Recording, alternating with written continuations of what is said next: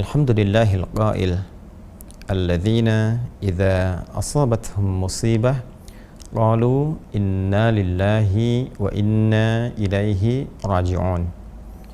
Wassalatu wassalamu ala rasulillah alladzi dzakkara li ummatihi bi an yadhkuru mahasina mautahum. Wa sallallahu ala sayyidina Muhammad wa ala alihi wa sahbihi wa dhurriyyatihi wa ummatihi ajma'in. Wa ba'd. Faya ahbaballahi wa ahbaba rasulihi sallallahu alaihi wasallam, usi nafsi wa iyyakum bitaqwallahi faqad fazal muttaqun fala tamutunna illa wa antum muslimun. Allah Subhanahu wa taala telah memberikan satu ketentuan hukum dalam berkehidupan, bahwa siapapun manusia yang berkehidupan di muka bumi ini menjalani misi sebagai khalifah untuk beribadah kepada Allah Subhanahu wa taala, diberikan oleh Allah batas waktu untuk mengemban misi dimaksud dalam setiap generasi yang berkelanjutan dan saling menggantikan, dan masa waktu ini disebut dengan nama ajal. Maka setiap insan tidak akan bisa berlepas dari ketentuan ajal ini, baik generasi terdahulu, kini, ataupun yang akan datang. Demikian Allah Subhanahu wa taala berfirman dalam Al-Qur'an surah ke-7 Al-A'raf ayat 34. Walikulli ummatin ajal fa idza jaa ajaluhum la yastakhiruna sa'atan wa la yastaqdimun. Dan setiap umat, kelompok masyarakat yang berkehidupan, setiap generasi yang saling menggantikan, mereka memiliki batas waktu untuk menuntaskan misi dalam kehidupan, batas waktu untuk mencari bekal beribadah sampai kembali kepada Allah Subhanahu wa taala. Batas waktu itulah yang disebut dengan ajal. Maka bila telah tiba ajalnya, manusia tidak dapat mengkreasikan diri, baik memajukan ataupun berupaya mengundurkan ajal yang dimaksudkan. Hadirin sekalian, dalam mengisi ajal ini, maka manusia dibimbing oleh Allah Subhanahu wa taala untuk memenuhi waktu ini dengan beraktivitas, yang tentunya aktivitas ini didesain oleh Allah Subhanahu wa taala dalam dua kerangka utama. Yang pertama adalah dalam konteks ibadah, menyembah, mengagungkan dan mengesahkan Allah Subhanahu wa taala. Demikian dalam Al-Qur'an surah ke-51 Adz-Dzariyat di ayat ke-56. Wa ma khalaqtul jinna wal insa illa liya'budun. Dan tidaklah kuciptakan jin dan manusia itu kecuali untuk mengkreasikan seluruh aktivitas hidupnya dalam rangka ibadah kepada Allah Subhanahu wa taala. Yang kedua adalah manusia dibimbing oleh Allah Subhanahu wa taala untuk menjadikan seluruh aktivitasnya dalam rangka memakmurkan setiap tempat yang ia pijak, memberikan dampak-dampak positif, hal-hal yang bermanfaat dalam setiap tindakan dan perilaku yang ia lakukan.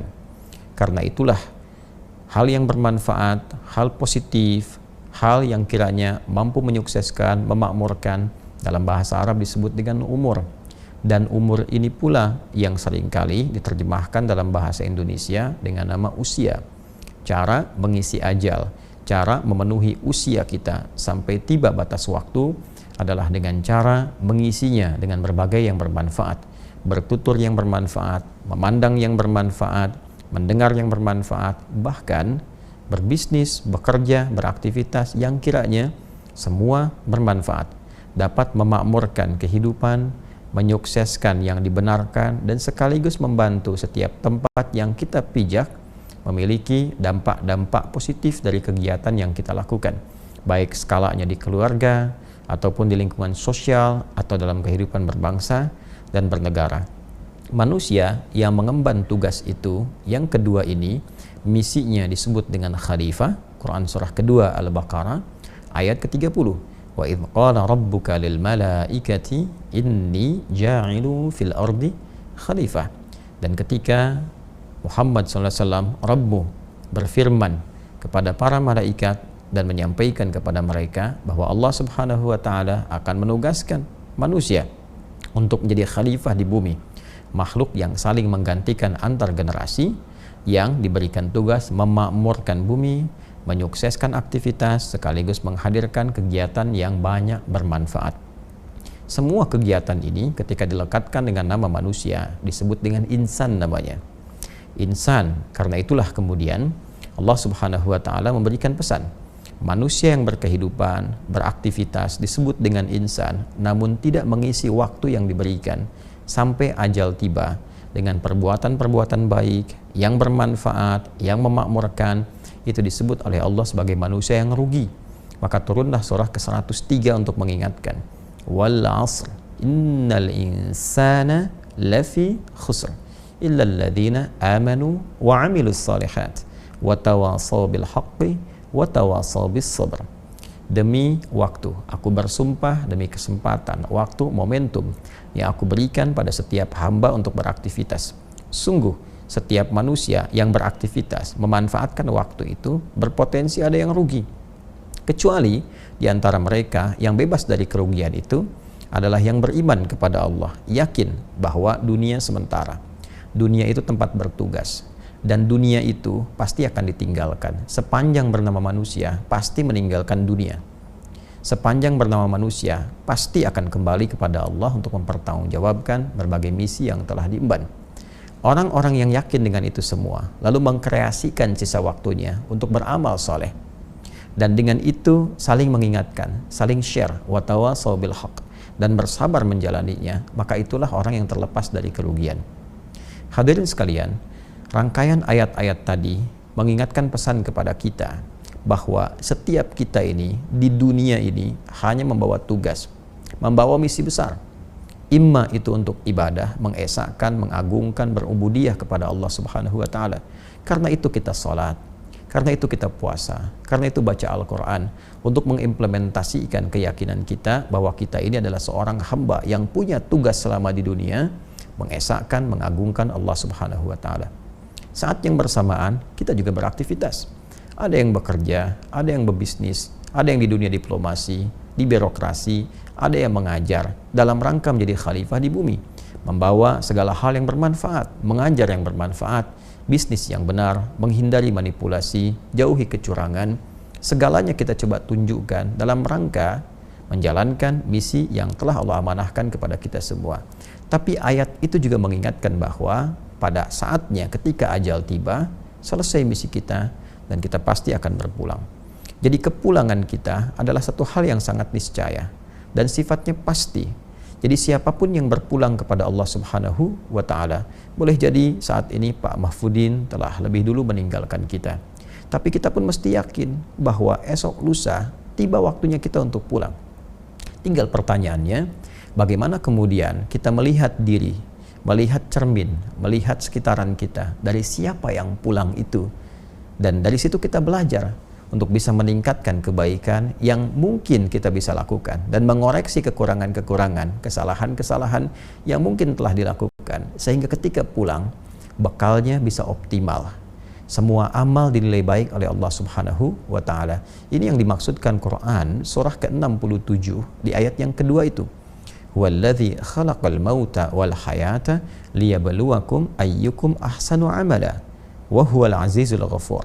Dialah Allah Subhanahu wa taala yang telah menetapkan kematian itu dan juga kehidupan sesungguhnya untuk menguji yang masih hidup agar mereka belajar dari proses kematian itu. Siapa yang wafat? Sekarang ada sosok yang meninggalkan kita. Coba lihat mereka. Boleh jadi yang lebih dulu meninggalkan kita itu amalannya begitu luar biasa. Terkadang dia beramal dalam kesunyian, tidak banyak berisiknya, tidak banyak viralnya. Dia mungkin tidak begitu populer di dunia, tapi penduduk langit begitu mengenalnya. Terkadang ada yang terlihat memotivasi, terlihat viral kisahnya, banyak diketahui, tapi semua sepakat bahwa mereka orang baik. Jangan-jangan orang-orang yang wafat mendahului kita dan kita tahu saat ini, kita mengenalnya, boleh jadi mereka itu telah meninggalkan berbagai legasi yang dinilai soleh oleh Allah Subhanahu wa taala. Belajar dari itu. Bagaimana mereka bersedekah, bagaimana konsisten ibadah, salatnya, interaksi dengan Qur'annya. Liyabluwakum ayyukum ahsanu amala, untuk menguji engkau supaya engkau itu berpikir, engkau itu merenung bahwa engkau pun akan pulang. Boleh jadi Pak Mahfudin telah mendahului kita, boleh jadi orang-orang lain mendahului kita, ada ayah kita, ibu kita, Al-Quran menegaskan pada kita, besok itu kamu, besok itu engkau. Lantas engkau harus mengoreksi diri, introspeksi. Kalau kamu pulang, bekal apa yang dibawa? Karena itu, selalu belajarlah dari orang-orang yang telah kembali kepada Allah dan mendahului kita. Ambil manfaat dari mereka. Pelajari kemuliaannya, kebaikan-kebaikannya. Liyabluwakum ayyukum ahsanu amala. Setelah itu kita buktikan kepada Allah untuk berubah. Tingkatkan amalan kita, tingkatkan ketakwaan kita. Minimal kita meneladani legasi kebaikan yang ditinggalkan oleh hamba-hamba Allah yang meninggalkan kita itu. Lebih dulu dibandingkan dengan kita. Pun demikian belajar dari kehidupan. Banyak orang soleh yang masih berkehidupan. Banyak orang baik yang masih berkehidupan. Atau belajar setidaknya dari orang-orang yang baru dilahirkan. Ya, walladzi khalaqal mauta wal haya, dan kehidupan. Ada orang yang baru dilahirkan, masih bersih, masih bening, banyak disayang-sayang, tidak banyak berbuat salah. Saat salah pun begitu cepat dimaafkan karena memang belum baligh, nalarnya belum sempurna. Ya, Allah memberikan pesan kepada kita, kamu itu lahirnya bersih, lahirnya baik, lahirnya penuh dengan kelembutan, kasih sayang, menyenangkan. Kenapa setelah dewasa, akal kamu matang kok menjadi keras, menjadi kasar, menjadi jauh dari kebaikan dan sebagainya? Introspeksi diri. Maka kehidupan, kematian mengajarkan kita pada hakikatnya untuk memperbaiki diri dan meningkatkan kualitas dalam berkehidupan. Ini yang pertama. Yang kedua, ini pesan penting dari Nabi SAW. Setiap insan yang sudah pasti akan meninggal, Nabi berpesan, siapkanlah bekal terbaik. Setidaknya sekalipun wafat, peluang-peluang transfer kebaikan itu masih tetap mengalir di alam barzakhnya. Masih tetap mengalir, dalam bahasa Arab disebut dengan jariyah. Kebaikan-kebaikan yang mengkreasikan pahala itu disebut dengan sedekah. Maka muncullah kemudian dalam banyak ayat di Al-Quran ataupun hadis-hadis Nabi SAW, sedekah-sedekah yang berfungsi untuk jariyah. Di antaranya Nabi pernah menggarisbawahi pada 3 amalan utama yang bisa mengkreasikan sedekah jariyah. Di hadis Muslim, diantaranya diingatkan kepada kita saat Nabi SAW menyampaikan, bima ma'na au kama qala Rasulullah SAW, ada 3 golongan yang saat anak Adam itu, manusia itu meninggal dunia. Kalau kita ambil redaksi hadisnya, idza matal insanu, jika seorang manusia yang biasa beraktivitas itu kemudian meninggal dunia dan tak mampu beraktivitas lagi. Karena itu inqata'a sa'iru amali, terputus semua peluang amalnya. Karena terputus semua peluang kreasi dan amalnya, maka terputus pula peluang pahalanya. Nggak mampu sholat lagi, pahala sholat terputus. Nggak mampu baca Al-Quran lagi, pahala baca Al-Quran terputus. Karena itu mumpung masih hidup, perbanyak sholat sesuai ketentuan. Perbanyak bacaan Al-Quran. Kalau sudah meninggal, selesai semua peluang itu. Kemudian terputus semua amalnya, in qata'a sa'iru amali illa min thalath, kecuali ada 3 amalan yang ditinggalkan oleh seseorang yang meninggal dunia, tapi pahalanya terus mengalir. Sekalipun perbuatannya telah terhenti, pahalanya terus mengalir. Inilah yang dimaksud sedekah jariyah. 1. Sedekatin jariyah. Jadi langsung disebutkan bentuknya sedekah jariyah. Ya, kebaikan yang mengalirkan pahala terus-menerus. Apa di antaranya? Cara cepatnya adalah memfasilitasi satu kebaikan atau mengerjakan satu amalan yang dikerjakan kembali oleh banyak orang. Karena itu, fasilitator ini karena mendapatkan manfaat dari pekerjaan yang dilakukan oleh orang lain terhadap fasilitas yang telah disediakan, dia mendapatkan transfer pahalanya. Kita sering ambil contoh-contoh yang sederhana. Misal, kita membantu di masjid, sediakan karpet masjidnya, atau misalnya menyiapkan mushaf tertentu, memfasilitasi para penghafal Al-Quran, ada buku-buku hafalan Quran misalnya, atau misalnya memperbaiki madrasah, di sana ada anak yang belajar, ada orang sholat sujud di karpet yang kita fasilitasi itu dengan izin Allah Subhanahu wa Ta'ala. Sepanjang bendanya masih ada, walaupun kita telah meninggal dunia, itu terus mengalirkan pahala. Itu yang disebut sedekah jariyah. Kedua, ilmin yuntafa'u bihi, ilmu yang bermanfaat. Karena itu sebagai orang tua, saya senantiasa memotivasi diri dan juga menyarankan kepada orang tua lainnya. Tanamkan kepada anak-anak kita itu informasi pengetahuan yang baik-baik. Ajarkan Al-Fatihah pertama di lisan orang tuanya supaya pahalanya mengalir ketika anak itu sholat. Ajarkan tentang kejujuran, kesabaran, ilmu-ilmu yang mendekatkan diri kepada Allah. Itu mengalir pahalanya setelah meninggal dunia. Pahala itu terasanya setelah meninggal. Kalau dalam berkehidupan mungkin tidak terasakan. Jadi begitu kita meninggal dunia, maka akan dikonfirmasi apa yang telah dilakukan itu. Dan yang terakhir adalah waladin salihin yad'u lahu, anak saleh yang senantiasa mendoakan kepada kedua orang tuanya. Karena itu, jika memang anak-anak masih berkehidupan, maka bimbing mereka dengan kebaikan. Tempatkan di sekolah yang benar. Carikan guru yang baik. Karena itu aktifat terbaik saat orang tua berpulang. Dan ini pun rumus berkebalikan, mafhum mukhalafah untuk anak-anak. Mafhum mukhalafahnya, pengertian terbaliknya, anak-anak jangan lelah ibadah. Karena ketika Anda tidak beramal soleh, Anda tidak termasuk anak soleh yang doanya belum tentu sampai kepada orang tua.